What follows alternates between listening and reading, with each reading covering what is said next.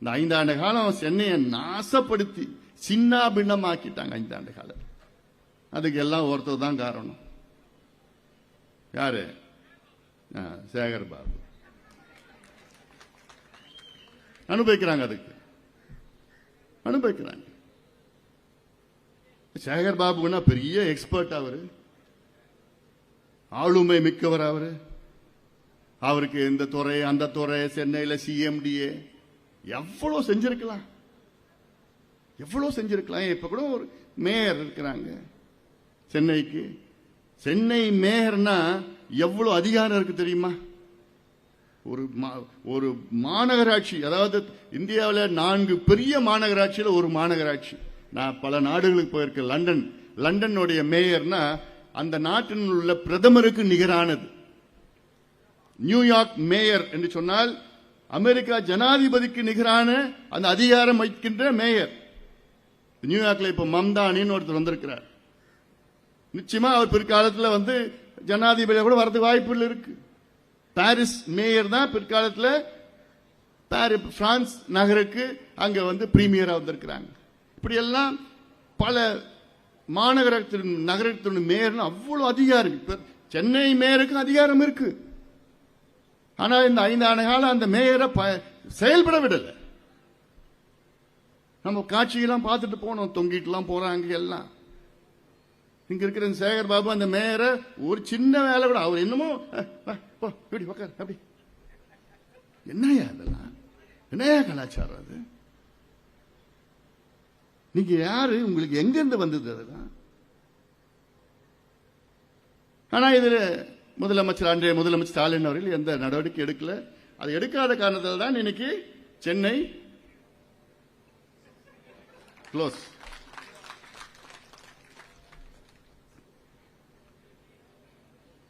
இன்னைக்கு சென்னையில் எவ்வளவு செய்யலாம். ஆனா சென்னை மக்கள் பத்தி நானும் சென்னையில் தான் இருக்கிறேன். ஆனா நான் இதுக்கு முன்னாடி டீனர்ல இருந்து இப்ப நான் அங்க அந்த பக்கம் போயிட்டேன். ஏன்னா இங்க சென்னையில் அது அவ்வளோ பொல்யூஷன்ல, தண்ணி பிரச்சனை, குடிநீர் பிரச்சனை, எவ்வளோ பிரச்சனை, போக்குவரத்து நெரிசல் இருந்து எல்லாம் இருக்கு. ஆனா செய்யலாம். நிறைய எங்க கிட்ட நிறைய சொல்யூஷன்ஸ் இருக்கு. தீர்வுகள் எங்க கிட்ட எவ்வளவு இருக்கு. நம்ம நோக்கம் என்ன? திமுக ஆட்சி அகற்றப்பட வேண்டும். அதில் நாம் வெற்றி பெற்று விட்டோம். திமுக ஆட்சி அகற்ற வேண்டும். அதுக்காகத்தான் நம்முடைய தொடர்ந்து நடைபயணம், பிரச்சாரம் எல்லாம் பண்ணோம். அதில் நாம் வெற்றி பெற்று விட்டோம். ஏன் இவர்கள் அகற்றப்பட வேண்டும் என்றால் ஊழல், காசு அடிச்சு இந்த திட்டமும் இல்லை, எந்த திட்டமும் நிறைவேறல. சென்னை மக்களுக்கு சும்மா பேரு. ரோடு போட்டாங்கன்னா ரோடு போடாமலே பில்ல போடுறது. குடிநீர் பிரச்சனை, சாக்காடு, எல்லாம் பில்லு போட்டு அத்துணையும் எல்லாத்தையும் எடுக்கணும். இப்ப அங்க கூட திருவான்மையூர் உத்தண்டி வரைக்கும் ஒரு மேம்பாலம். இத்தனை அறிக்கை கொடுத்தேன் நான். அந்த மேம்பாலம் எவ்வளவு? 1400 கோடியில செய்யணும். அந்த மேம்பாலம் 14 கிலோமீட்டர்.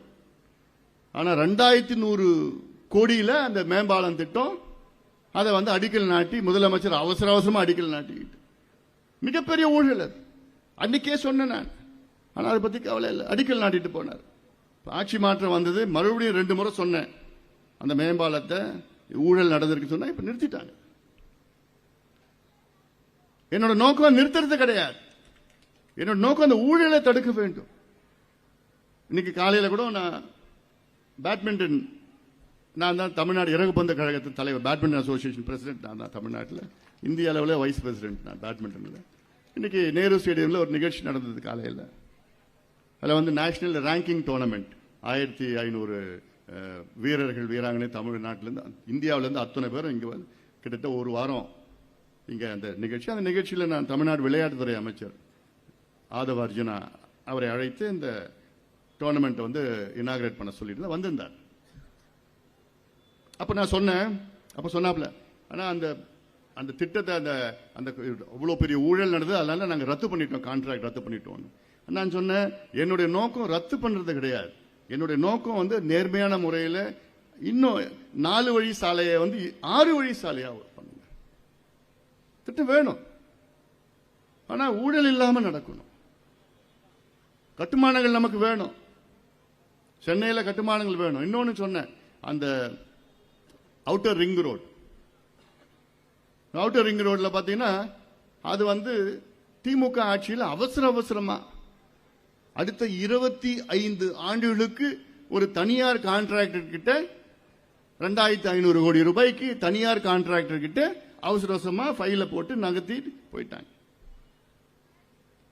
இந்த முதலீடு செஞ்சது தமிழ்நாடு அரசு தான். அதிமுக ஆட்சி காலத்தில் 2011, 12, 13 அப்ப தொடங்கப்பட்ட அந்த ரோட்லாம் இப்பதான் போட்டு முடிச்சுக்கிடுச்சு. இப்ப அதுல டோல்கேட், அந்த டோல்கேட்டை ஆபரேட் பண்றது ஒரு தனியார் நிறுவனம் அடுத்த 25 ஆண்டுகளுக்கு. ஆனா அவங்களுடைய அரசுக்கு கொடுக்க வேண்டிய 2500 கோடி. கணக்கு போட்டு பார்த்தா 25 ஆண்டுகளுக்கு பிறகு அவங்களுக்கு எவ்வளவு தெரியுமா பணம் போகுது? 55,000 கோடி ரூபாய்.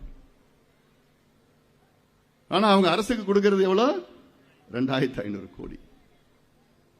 இதுல ஒவ்வொரு துறையிலையும் ஊழல். அதனால நான் சொன்னேன், அடுத்து நிறுத்துங்க, அந்த கான்ட்ராக்ட் கொடுக்காதீங்க. அதுல என்ன ரெக்கமெண்டேஷன் நான் பண்ணிருக்கிறேன்னா, அந்த டோல்கேட்டை எடுத்துருங்க.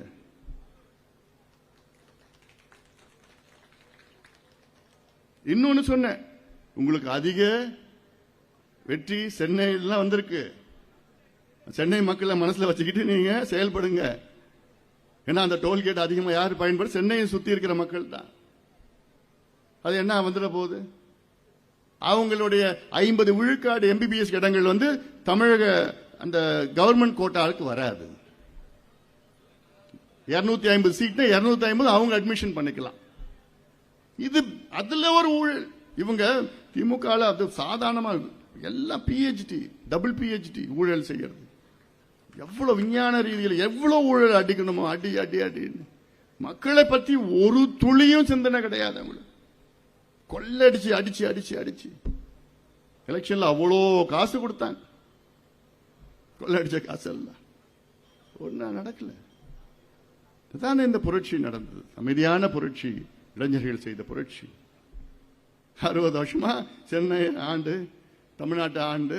இன்னைக்கு பாத்தீங்கன்னா எங்கேயும் வடிகால் இல்ல, தண்ணி போறது இல்ல. அது சும்மா பேருக்குன்னு மழைநீர் வடிகால் கனெக்ஷனே இருக்காது. அது ஏன் தெருவில், திலக் தெருவில், டி நகர்ல முத்து தெரியும். வடிகால் போட்டாங்க, மழைநீர் வடிகால் கட்டினாங்க. அது கட்டுறதுக்கு 2 வருஷம், வீட்டுக்குள்ள கூட போக முடியல. அது கட்டி முடிச்சு என்ன பண்ணாங்கன்னா கனெக்ட் பண்ணல. இந்த பக்கம் அந்த பக்கம் சேர்க்கல, இணைக்கல. அதுக்கப்புறம் என்னாச்சுன்னா அது சின்னதா கட்டிட்டாங்களாம். அதுக்கப்புறம் அதை உடைச்சாங்க. அதை உடைச்சி மறுபடியும் பெருசா கட்டி சென்னை முழுக்க தான் கொள்ளடிக்கிறதுக்காக